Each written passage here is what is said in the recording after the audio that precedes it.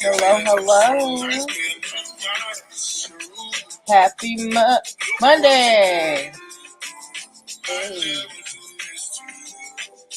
Yeah.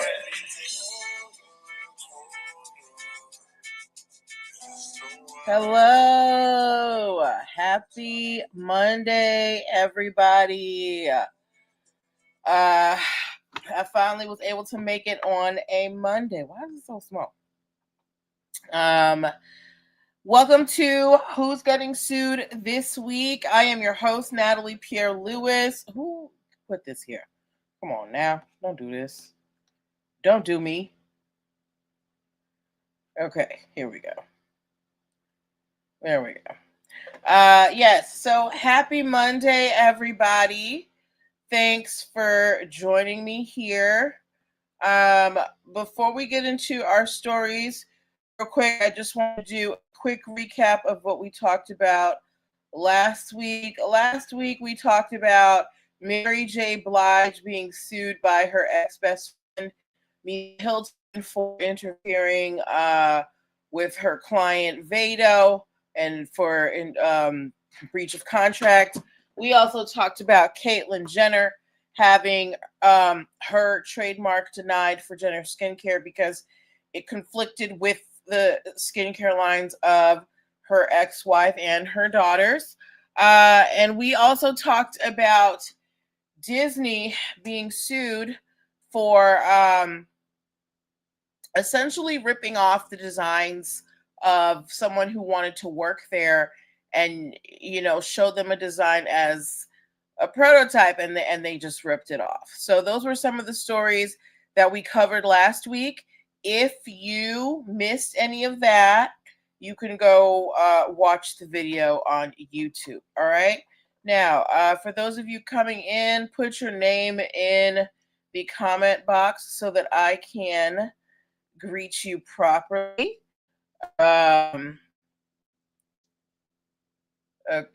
Yes. So let's get on with our stories. Stories for this week, okay? Let me look here in my little book. A lot has happened. Sorry. Okay. If anybody watched Euphoria, if you watched the show Euphoria starring Zendaya, what is her last name? I don't know her last name. But if you happened to watch the show Euphoria, give me an E in the comments. What the crap? What are you doing? Hold on.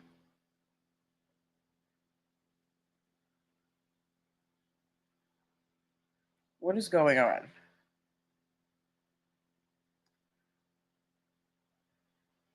Hold on, guys.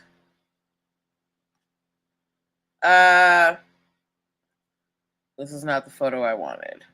All right, if you watched Euphoria, give me an E in the comment box. Why is this not showing up? Share? What the I mean, Chrome has lost permission to capture your screen. What? Okay.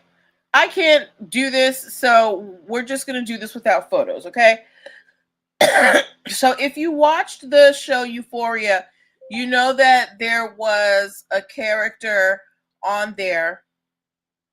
I don't remember his character's name, but he was basically the drug dealer. He was Zendaya's character's best friend, Rue's best friend.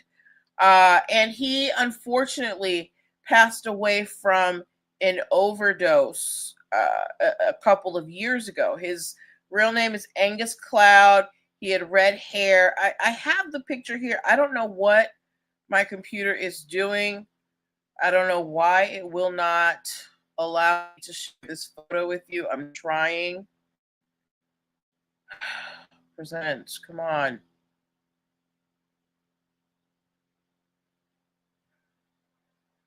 All right, I'm just going to share the entire screen with you. Here. All right. Okay, it's not going to happen.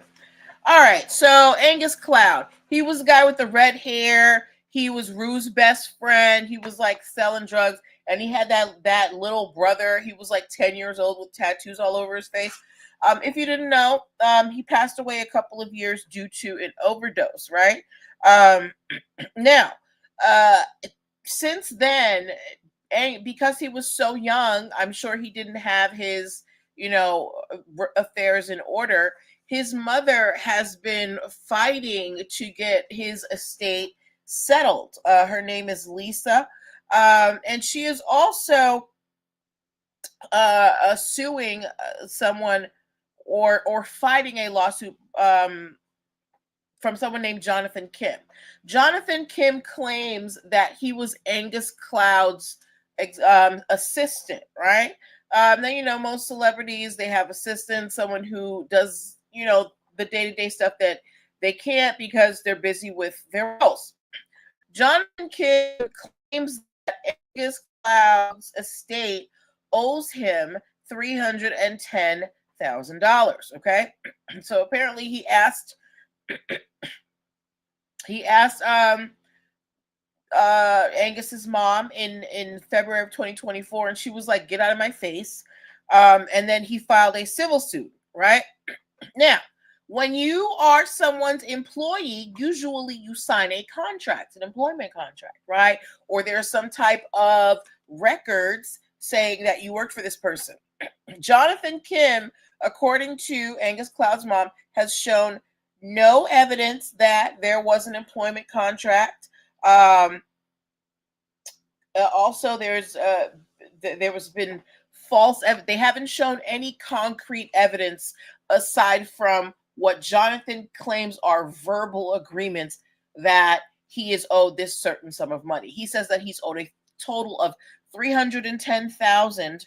I find this number highly suspicious because Angus Cloud, Euphoria was his first role, and he was not an actor. They found him randomly somewhere and cast him, but he was only working for 2 years as an actor. And I remember one of the cast members saying, "The money I make from Euphoria cannot pay all of my bills. Thank God I have these endorsements," right? So Angus, who was not an actor by trade, he was only acting for 2 years. How did he amass a debt of $310,000 to his assistant? Okay. The assistant, who, again, we don't have a written employment contract. We have nothing except your word saying that Angus Cloud's estate owes you over $300,000. Now, Angus's mom is saying, look, his estate is only worth $50,000, right? $50,000 isn't a whole lot of money. So, Jonathan Kim, where are you coming up with $310,000? I don't think Angus Cloud even made $300,000 from filming Euphoria. I don't know how they got paid, but whatever, right? So, aside from the fact that Jonathan Kim has not shown any evidence that there was an actual employment contract or that there were actual, records showing that he was owed money. She said that when he filed the lawsuit against the estate, he filed it too late because there is a 2-year statute of limitations for filing civil suits, right, for unpaid money. And apparently he filed 5 months after that statute of limitations. Okay. Now, as for Jonathan Kim, he is saying that he's not the one who was asking for all of that money. He said that the attorneys who agreed to represent him forced him to ask for that amount of money, or they would not represent him. Apparently, they were threatening him with jail time. I don't know. I really want to know your thoughts about this, right? So, whether or not we have to take away 3 things from here. 1, This is why you need written contracts. If Jonathan Kim and had handled his business as, Angus Cloud's employee, he would have had something written saying, hey, I'm working for you for, this many hours a week at this rate, something showing that you were his employee. You don't have any of that. So you're going to have to prove that you were his assistant in the first place. This is why it's important to have your contracts in place, right? The other thing is for him to have said that the attorneys threatened him, right? You went to the attorneys in the first. You went to Angus Cloud's mama by yourself and said that you were owed this amount of money. And when she, said no, thank you, you went and hired attorneys. So what if you weren't asking for this amount of money all along? How much did you ask from the mom in the first place? And again, we have to wonder, how much money did Angus Cloud actually make from Euphoria? How much money was he paying you as his assistant that you can claim $310,000 within 2 years of working for a celebrity? Do you guys know any assistants of celebrities who are making six figures a year, $150,000 a year? Because that's what it amounts to. Now maybe, I don't know, Beyonce's assistant or, the assistants of heads of state are making that much money. But I don't know if, an actor with 2 years of experience under his belt was paying his assistant $150,000 a year. So his mother is, asking the court to dismiss this lawsuit against the estate. She is also asking that Jonathan Kim have to pay her attorney's fee. She's like, look, I'm an old lady. I'm on a fixed income and I have to spend all this money on this lawsuit because this guy is trying to get money from my dead son's estate. So yeah, I hope that they get this resolved sooner rather than later.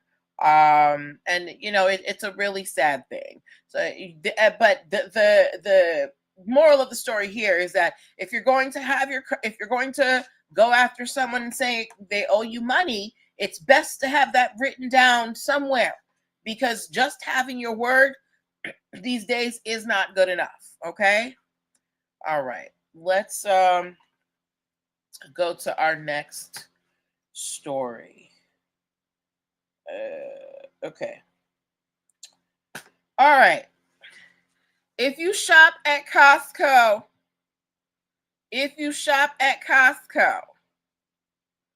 please give me a C in the comments. Okay? If you shop at Costco, give me a C in the comments. And if you shop at Costco, tell me, what is the Costco brand that you can buy in store? Like, how you go to the grocery store and they have their store brand. What is the name of the store brand that you can buy at Costco? I'm not going to keep you guys waiting long.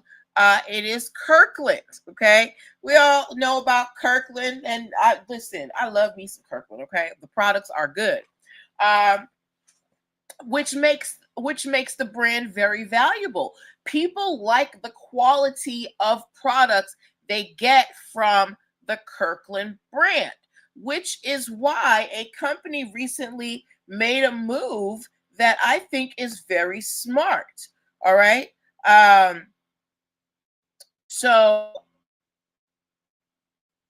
what is it? So the Beyond Inc. This is the company that owns Bed Bath & Beyond, which I believe, if it has not already gone out of business, they were closing down or something. They have recently purchased all of the brand trademarks for Kirkland. So they're the ones now who are in charge of, or who have the power to say who can use the Kirkland name now, right? Now, what they're going to do with this doesn't mean that you're no longer going to be able to find your Kirkland products. What they're actually going to do is, now that they've bought these trademarks, they're going to license those names out to those same companies. So essentially, the company the companies that were dealing with Kirkland before, because they have many different suppliers, that company's different. It's now going to be the Beyond company. So they're going to have to go through them and, go through their quality metrics. So you're still going to be able to find your Kirkland products. I think it is a smart move for them to have purchased this, because Kirkland, like I said, it's one of the, I would say it's one of the high quality, generic lines, right? It's the closest that Costco gets to store brand. And now the rights to that trademark have been sold to the company that owns the Bed Bath and Beyond, Schmigababs. Okay.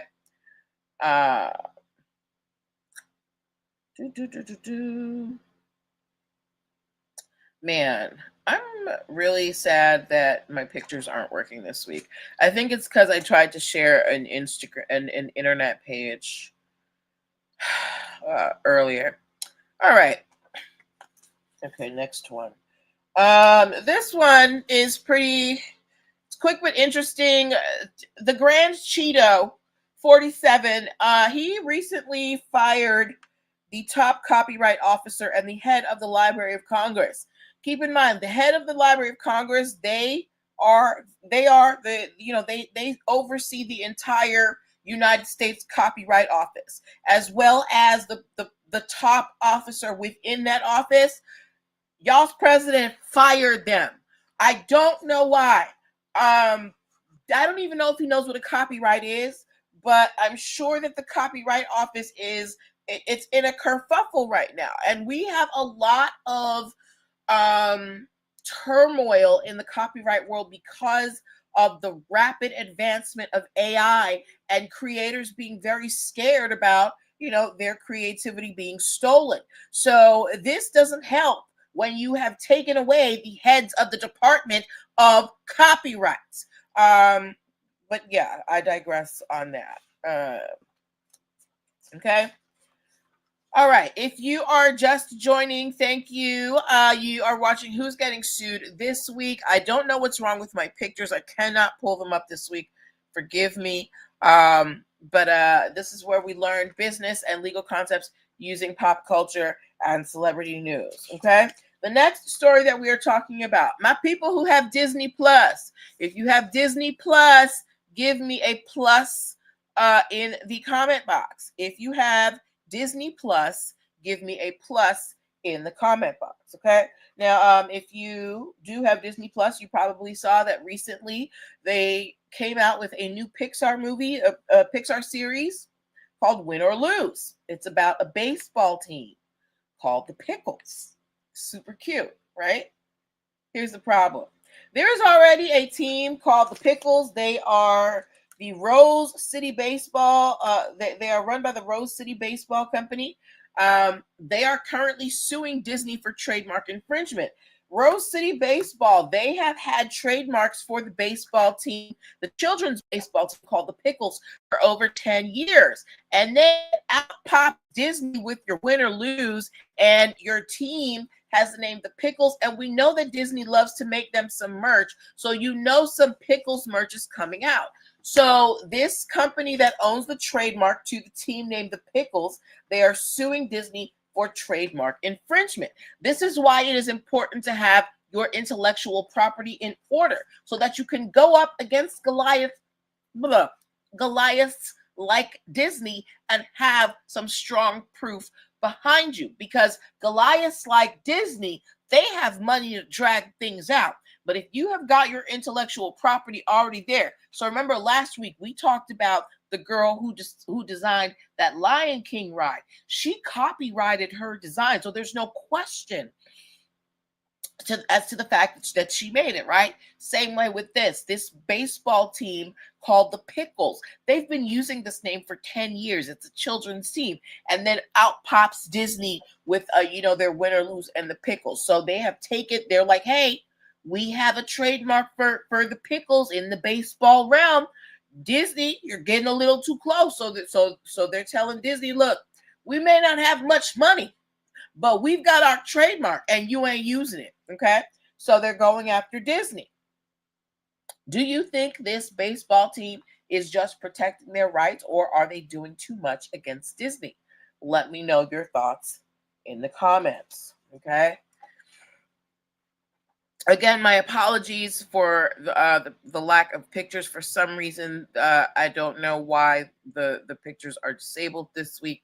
So y'all just gonna have to deal with my beautiful face. I will have the pictures when I split up the stories, okay? Moving on. How many of y'all have ever used a Ziploc bag? How many of y'all have Ziploc bags right now in your cabinet? If you have a Ziploc bag or have ever seen a Ziploc bag, touched a Ziploc bag, smelled a Ziploc bag, give me a Z in the comments, okay? Give me a Z in the comments. Z in the comments. So we know that Ziploc bags are made out of, chemical substances, plastic, whatever, right?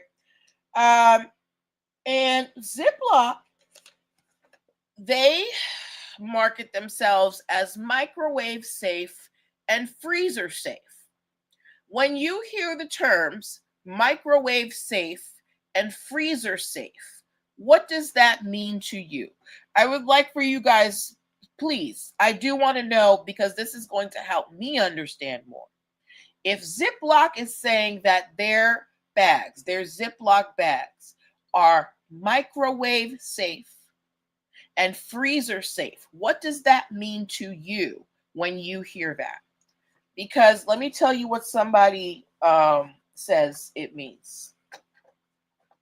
There is a lady by the name of Linda Cheslow. She is currently trying to get certified for a class action lawsuit against Ziploc, because she claims that Ziploc failed to warn the public that there were microplastics in the Ziploc bags, and that there could be leaching, in the microwaving process or the freezing process. And she's claiming that Ziploc, you market your bags as microwave safe and freezer safe, but you got microplastics all over this, right?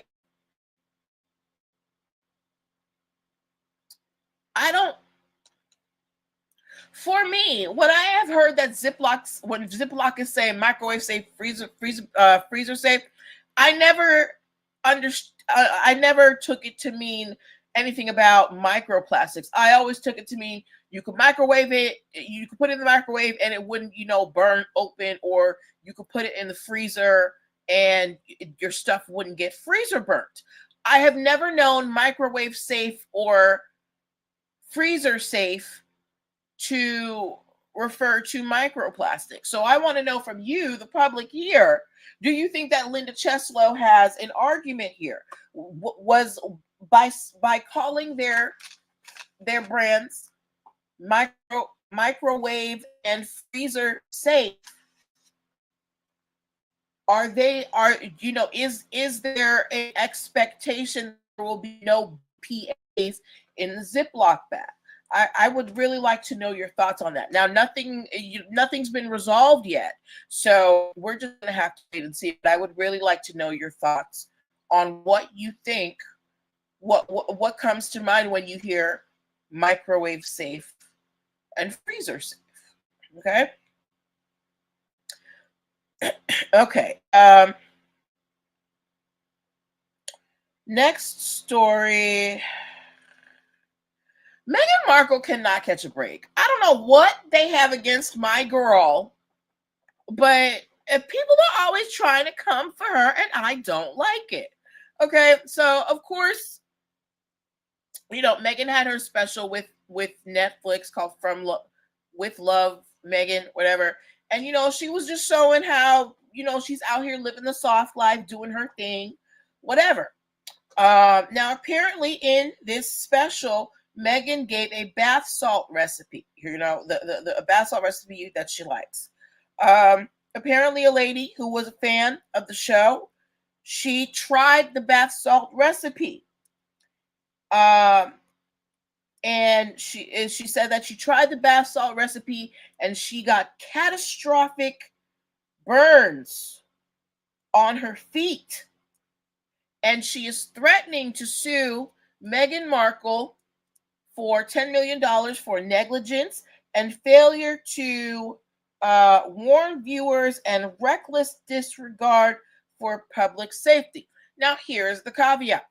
This Robin Patrick, she is a diabetic, okay? And when you are a diabetic, there are certain chemicals, certain substances that you cannot use, especially if you are a severe diabetic. One of them is arnica oil, which was an ingredient in the bath salt recipe, as well as essential oils. I've never heard of a bath salt recipe that doesn't have essential oils. Miss Ma'am, you're a diabetic. You know what you are allergic to and what you are not allergic to. Why does Meghan Markle have to say, hey, this thing, it might, does she have to call out every possible, condition that might have that might be affected? It's up to you. If you have the condition, you know what you can do. She's not a medical doctor. This is just a reality show showing her life. But this lady is trying to sue Meghan, saying that her and the producers should have posted more warnings about the scrub. Okay, so I would like to know from you guys, do you think that they are at fault for this woman getting these burns on her feet from using this bath salt recipe that she got off of the show? How many of you guys have tried some type of home recipe DIY thing that you've seen on the internet or on a TV show? Please let me know in the comments. Now, the lady, she has not filed suit yet. She said she's thinking about it. Do you think that she has a leg to stand on? Or a foot? Do you think that she has reason, or does she have a credible case here? Let me know in the comments. Okay.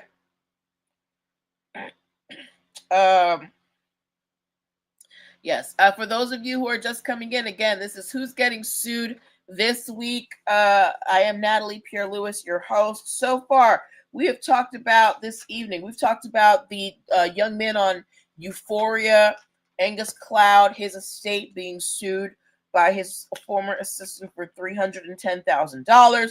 We have talked about the Grand Cheeto firing the heads of the Copyright Office.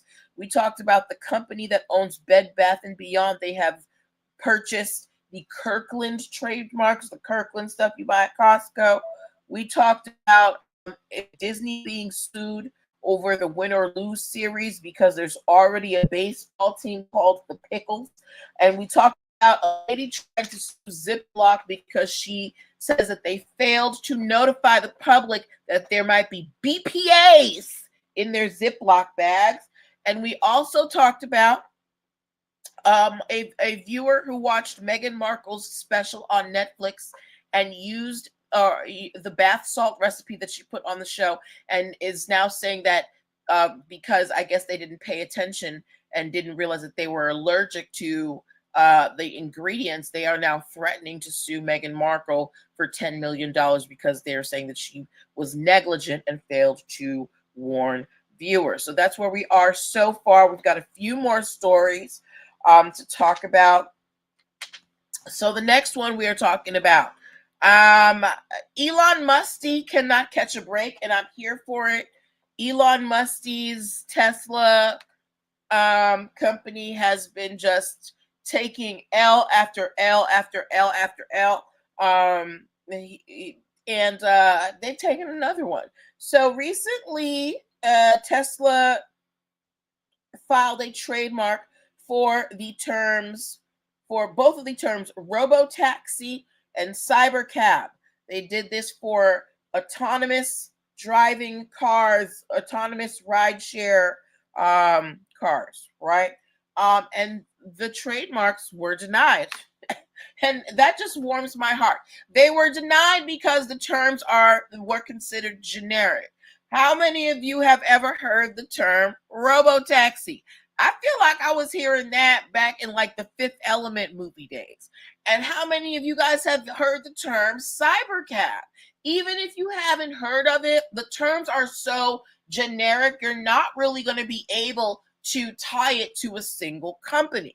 So the USPTO said no, the term robotaxi by itself in the field of self-driving rideshare cars is too generic. So they've been denied, and they have to. And last week we talked about them being denied, or a couple weeks they were denied the trademarks for telepathy and telekinesis as well. So this is just warming my heart. Keep it coming, because that man needs to go mind his business. Okay, and our last story of the evening. How many of y'all out here use Instacart? If you use Instacart, please give me a shopping cart emoji. Now, Instacart has really expanded. They don't just do groceries. They do restaurants now. They do, convenience stores and things. And one of the things that they apparently have launched is a drink and snack delivery service called Fizz in their app. Here's the problem. There's already an app called Fizz. It's been in place since 2020. It is a social networking app. It is something that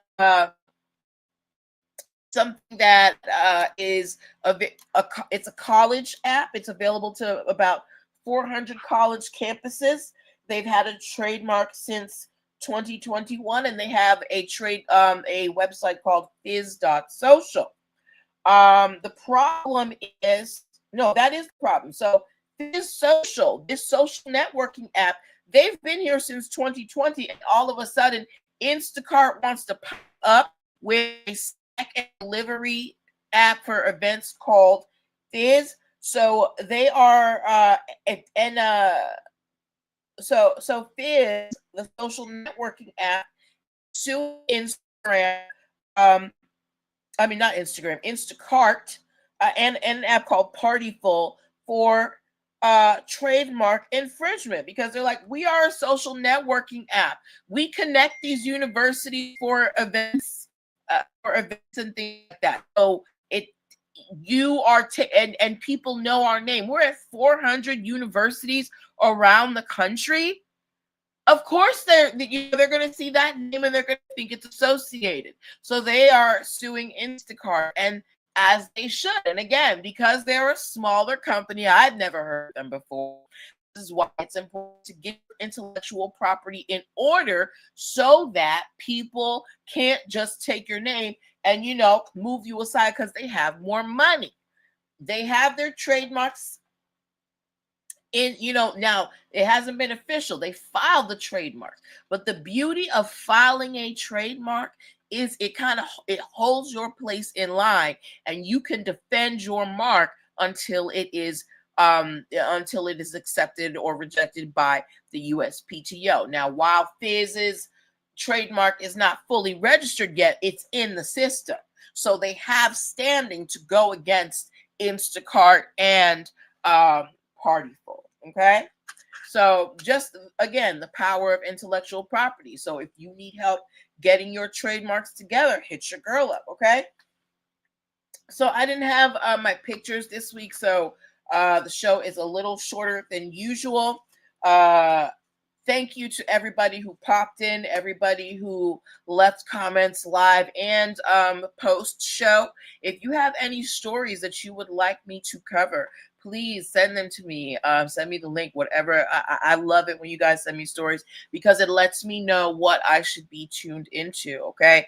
I'm going to try and fix these photos and figure out why they didn't show up this week. But break up the stories later on this week. They will have the individual photos so you'll know which stories are which. All right. So have a great time, guys. Have a great night. Take care of yourselves. And I will talk to you later. Bye.